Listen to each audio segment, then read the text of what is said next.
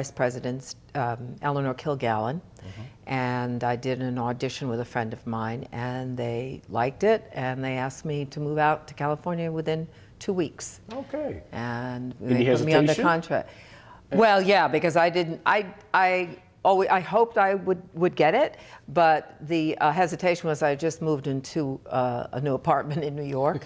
They're hard. And that was a hesitation. And they're hard to find. Yeah, so I had to give that up, but it was okay. And I was a little nervous and anxious about leaving New York because I'd heard California, especially LA, was kind of like plastic land and a cultural wasteland, which is unfair. But my sister literally had to put me on the plane because I wasn't sure if I wanted to go. And I can understand. And I was glad for the move. And happy that you went. Oh, yeah. Okay. Oh, yeah. So you won the Universal. What was next? I stayed with them for a couple of years. Then they let me go, which was okay. And I became a freelance actor. And I think one of the first things I did after I left Universal was a role on Red Fox's show. And that was so much fun to do. I had never done, and it was in front of a live audience, and they were taping it.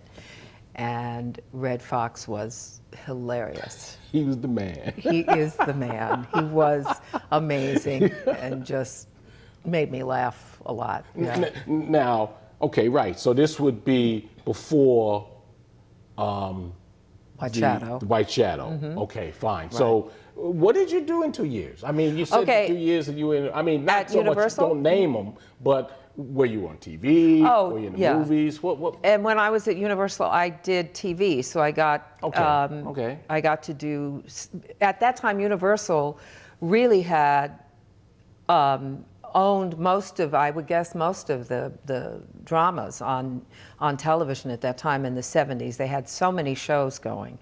Okay. And so as a contract player, which is what I was called, and on their talent roster, I got to do things. I still had to audition, but I got to do a lot, sometimes little parts, sometimes guest roles on just about all of the Universal shows at the time. So that was a really real blessing for me, and I learned a lot about TV. I have to ask you this: generations. And the reason I ask you it is because the women were very excited that it was starting.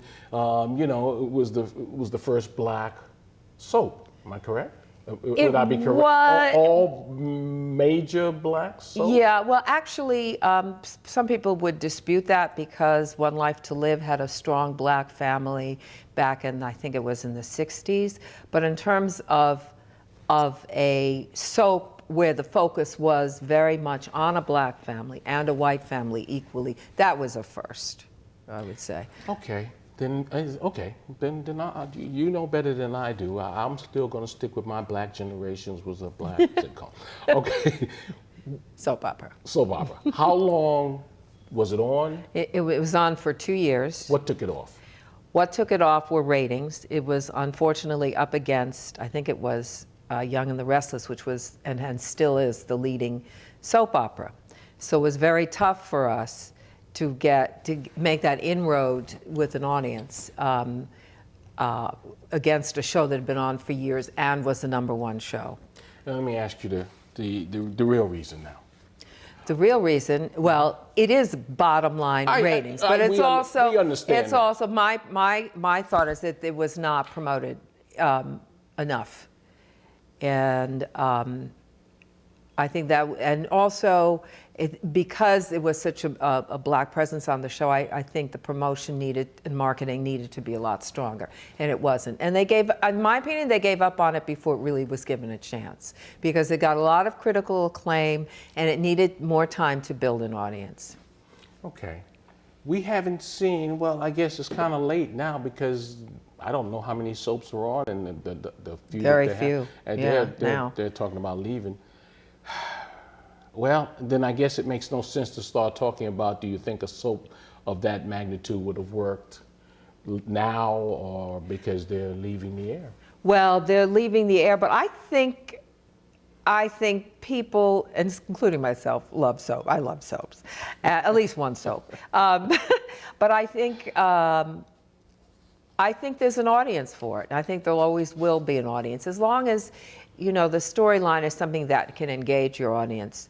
I think there's an audience for it. Okay. Yeah. And do you think that, well, they're going by the way of the dodo bird, these soaps, but you think they'll come back? Maybe a different look? Maybe. I think right now there's such a focus on reality shows. They're cheaper to produce than almost any television, and that seems to be a thing right now. There seem to be a few more dramas coming back to TV, fictional dramas, but you know, I don't know. Yeah. Well, let's hope that you know, reality shows are good, but I have a lot to, you know, I don't care for them too much. But you're watching Focus.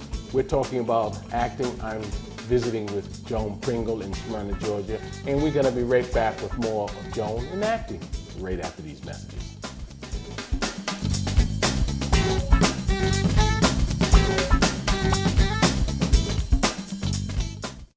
My winning streak in life didn't begin with a ranch I'd always imagined.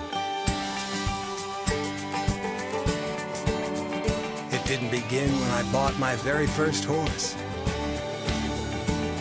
or with a 10-gallon hat I was thirsting for. It began with a hope and a dream, and of course, that wonderful winning ticket. The Arizona Lottery. You can't win if you don't play.